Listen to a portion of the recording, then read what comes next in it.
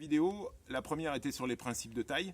Maintenant, je vais essayer de vous montrer comment on peut tailler raisonnablement un hibiscus. Hibiscus syriacus, super floraison estivale.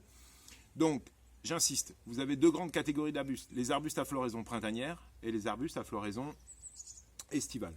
Les arbustes à floraison estivale se taillent en hiver ou fin d'hiver. Alors là, il est clair qu'il est un peu tard, mais j'en profite. Avec le confinement, j'ai pas eu l'occasion de faire ces vidéos-là avant. Donc là, je vais en profiter. Il est un peu tard, observez, l'hibiscus commence à avoir ses feuilles.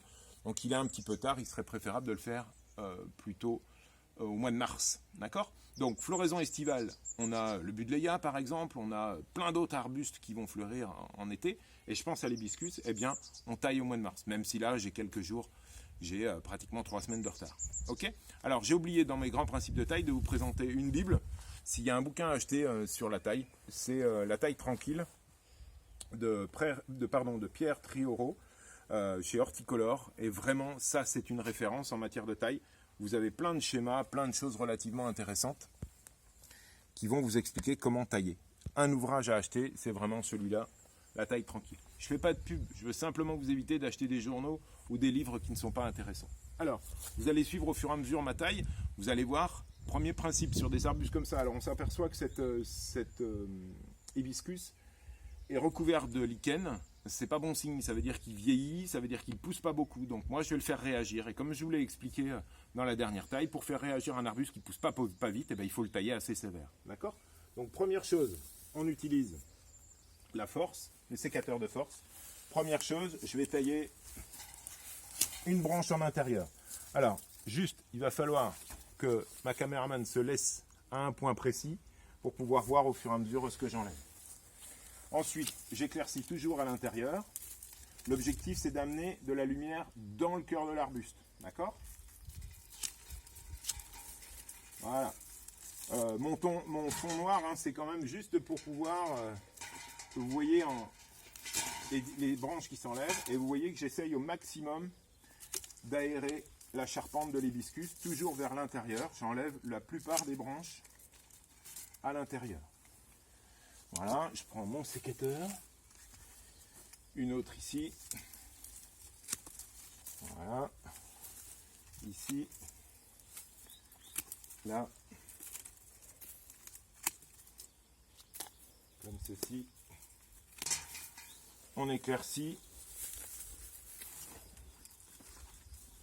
hop, ici. L'objectif, c'est vraiment de le faire réagir. Il a tendance à vieillir. Et sur ces vieux arbustes, on parle plutôt de taille de régénération. Ça veut dire qu'on va essayer de le faire bien repartir. Alors oui, j'ai tendance à être un petit peu violent sur ces arbustes à floraison estivale. Je vous rappelle qu'ils vont fleurir sur le bois de l'année. Ça veut dire qu'il va fleurir sur les jeunes pousses qui sont là. Donc n'hésitez pas à le rabattre. L'objectif, c'est pas qu'il monte haut, mais c'est qu'il me fasse beaucoup de fleurs. Voilà. On éclaircit.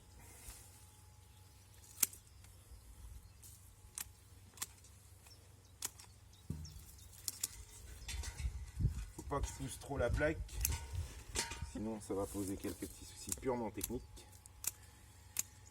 Alors juste une petite précision aussi que j'ai pas dit, en gros plan.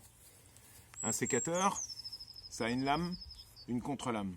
Quand vous coupez une branche, il faut toujours que la lame soit du côté de l'arbuste et non pas de la branche que vous jetez. C'est-à-dire que mon sécateur, je vais le tenir comme ça. D'accord? Là, je coupe. Et là, j'ai une belle coupe puisque c'est la lame qui a coupé.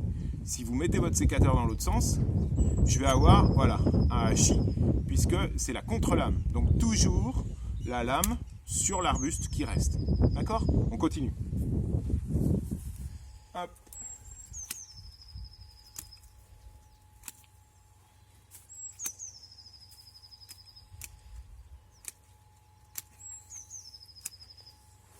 Hop, voilà. Ici, là. Comme ça. Je ne veux pas vous prendre votre temps, hein, parce que je sais qu'il ne faut pas que les vidéos durent trop longtemps. Voilà.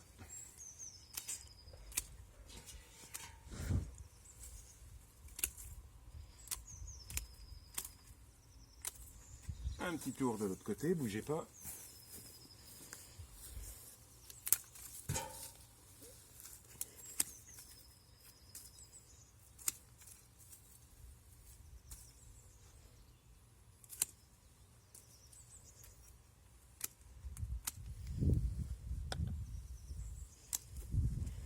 Et voilà, l'arbuste est presque terminé. Bon, ici, bien sûr, j'ai un peu d'herbe au pied, je pourrais désherber un peu, mais un bon paillage. Mais vous voyez, sur des arbustes vieillissants comme ça, qui ne poussent pas beaucoup, puisque chaque année, on le voit bien, il n'a pas poussé beaucoup, je vais essayer de le rabattre pour qu'il reparte.